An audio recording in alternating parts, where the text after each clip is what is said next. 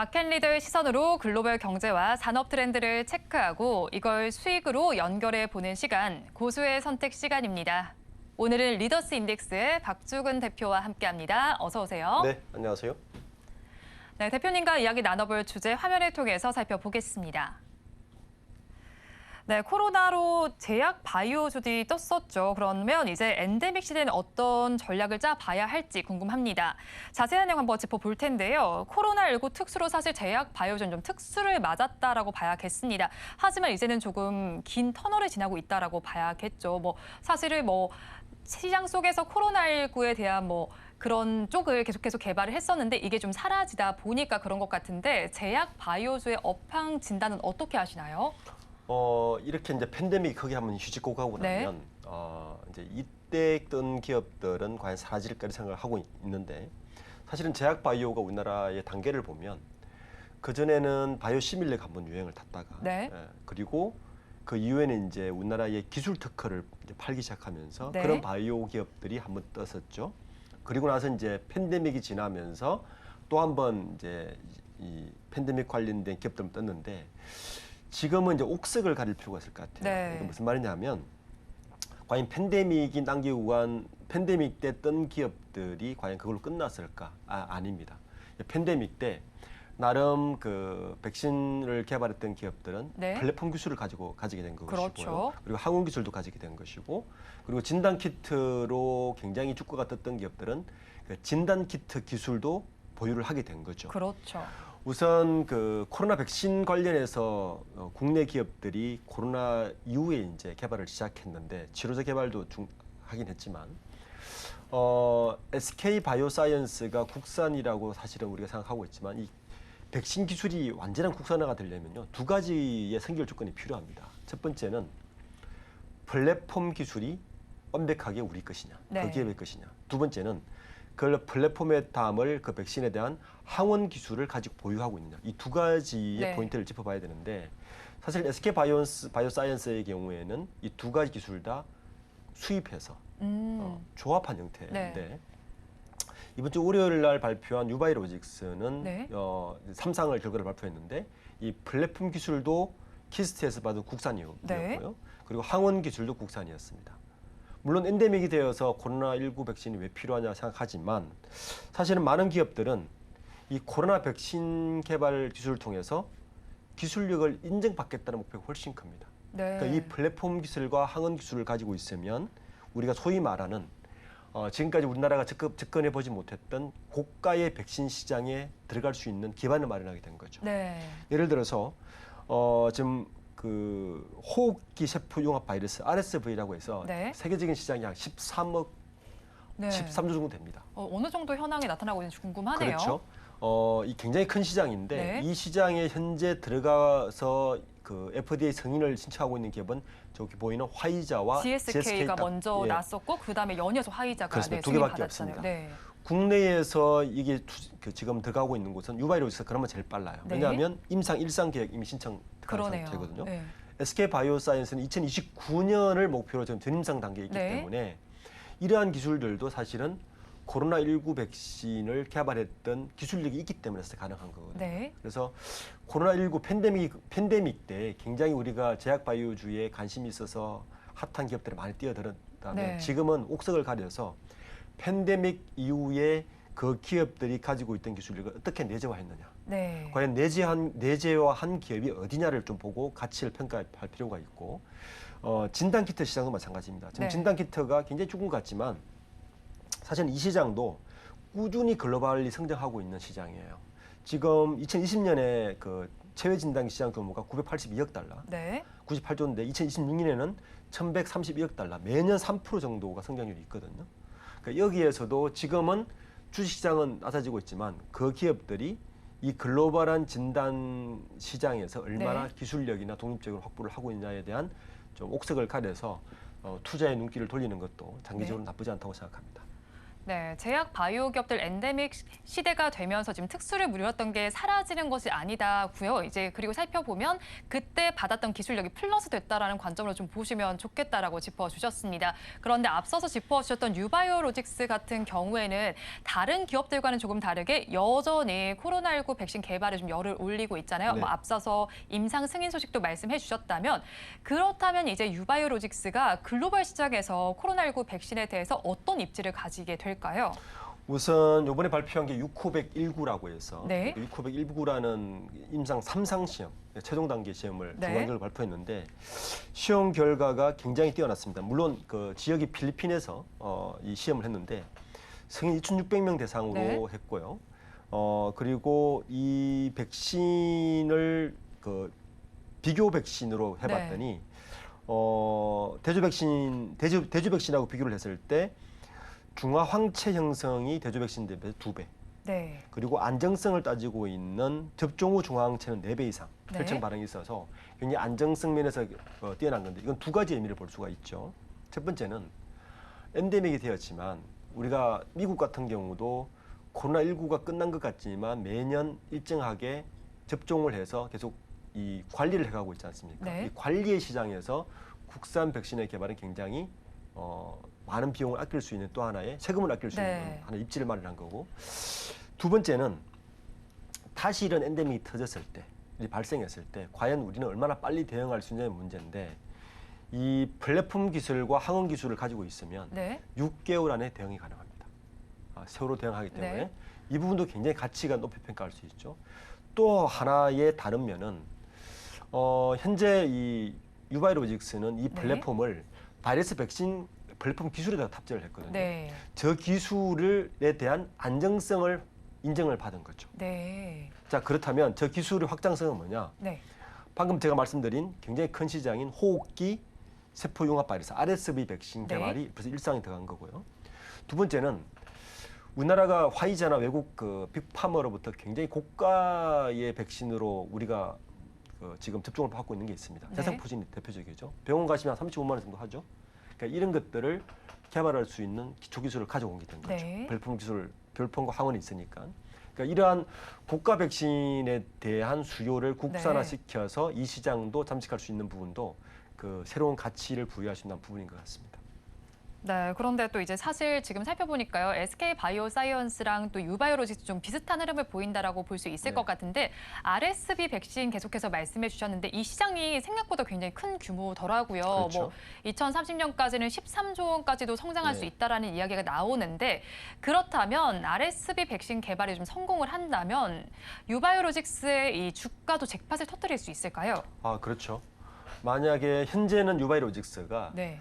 전 세계 유일한 콜레라 백신을 공급하고 있는 유일한 기업입니다. 네. 예, 지금 그래서 빌 게이츠 재단에서 유일하게 지금 받고 있고 WHO 세계보건기구 사무총장이 항상 대한민국을 언급할 때 유바이로직스를 항상 언급합니다. 네. 왜냐하면 원래 그 콜레라 백신을 인도의 한 기업하고 유바이로직스가 공급하고 있었는데 네. 인도 기업이 파산을 하고 그만뒀어요.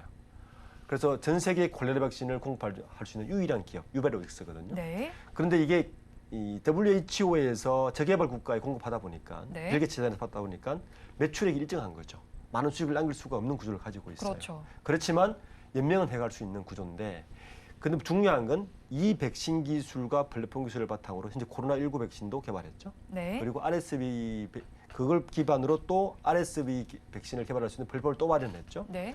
그렇다면 기업 가치가 전혀 달라지는 거죠. 그래서 만약에 이상까지 갔다는 소식이 FDA에서 들린다. 네. 그러면 저는 유바이로직스는 굉장히 짝팟을 터뜨릴 수 있다. 특히 단순히 RSV라는 시장을 진입한 것도 의미가 있지만 네. 글로벌한 백신 시장에서 우리나라의 입지가 전혀 다른 면모를 보이게 됩니다. 그러니까 그런 이러한 기술 개발은 단순히 네. 그 한 약의 개발이 아니라 백신 플랫폼은 안정성 자체를 이미 국제적으로 인정받은 경우가 되기 때문에 네. 그 안정성을 바탕으로 다른 백신을 개발하고 판매할 때 훨씬 더 신뢰성을 확보할 수 있기 때문에 수익이 극대화될 수 있는 부분이 분명히 있는 것 같습니다.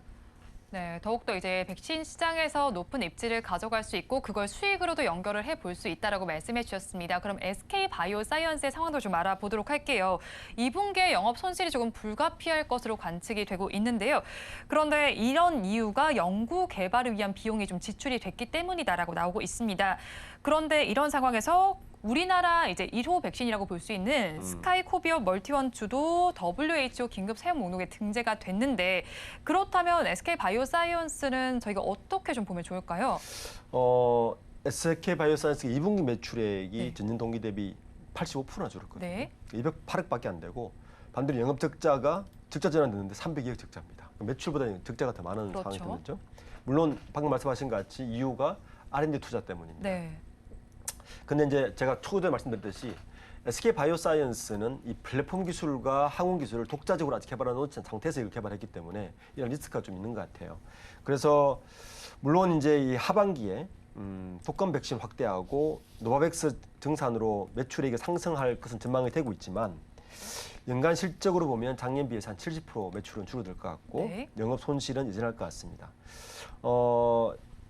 SK 바이오사이언스가 이 부분을 극복하려면 사실은 유바이오로직처럼 자체 플랫폼과 자체 항원 기술을 더 확보하고 네. 그 확보된 플랫폼과 항원 기술을 가지고 확산할 수 있는 재료는 있어야만이 이게 극복이 가능할 것 같습니다. 네, 그렇죠. 확산할 수 있는 기술을 가져야 조금 더 극복이 가능하고요. 뭐 연구 개발을 위해서 비용을 지출을 했지만 이게 좀 가시화된 성과가 나와야겠죠. 이 부분을 참고해 보시면 좋을 것 같습니다. 그러면 지금 상황에서 SK 바이오사이언스에 대해서 주가 전략은 좀 어떻게 가져가면 좋을까요?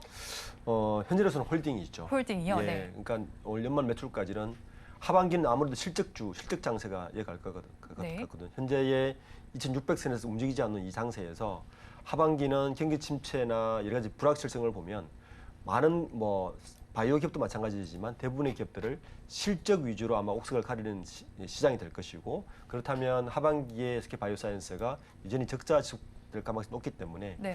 새로운 호재가 되지 않는 이상 좀 홀딩하는 것이 바람직하다 봅니다. 네, 뭐 새로운 호재가 나타나지 않고 이제 다른 이슈가 없는 이상은 홀딩하는 것이 바람직하다라고 말씀해 주셨고요. 그럼 유바이오로직스 얘기로 좀 다시 돌아가 네. 볼게요. 콜레라 백신 말씀해 주셨는데 찾아보니까 제가 공공시장에서 콜레라 백신을 공급하는 세계 유일의 기업이다라는 이야기가 나와 있고 또 백신 생산 능력이 연간 3,300만 도즈 네. 수준이라고 하는데 이게 어느 정도 수준인지도 제가 좀 궁금하고요.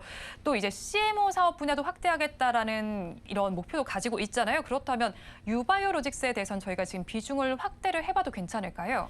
네, 저는 확대해봐도 괜찮다 봅니다. 장기적으로 굉장히 밸류 있는 기업이고요.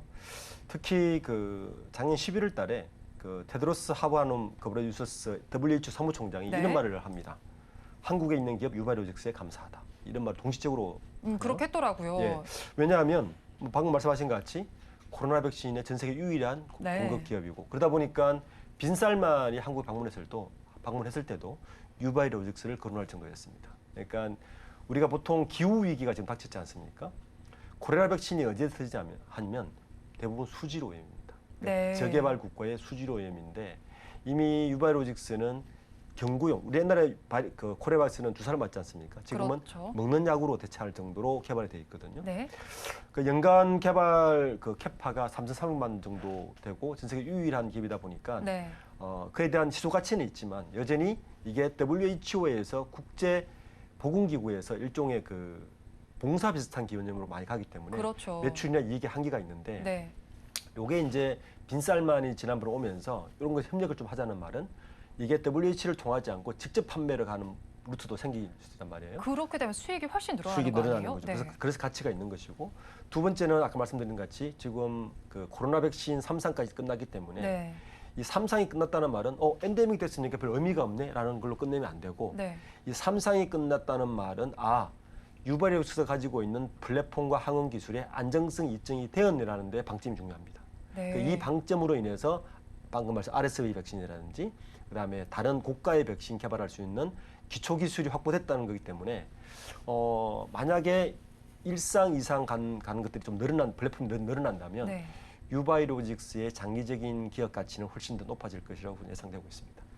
네, 유바이오로직스가 지금 개발한 백신에 대해서 안정성까지 검증이 됐고요. 그런 만큼 앞으로의 가치가 더욱더 높아질 것이다라고 말씀해 주셨어요. 그런데 전 좀 여기서 궁금한 점이 유바이오로직스는 그럼 백신 기술을 가지고 있기 때문일까요? 계속해서 여기에 열을 올리고 있는데 특히나 이 백신 기술에만 이렇게 집중하는 이유가 어디에 있을까요?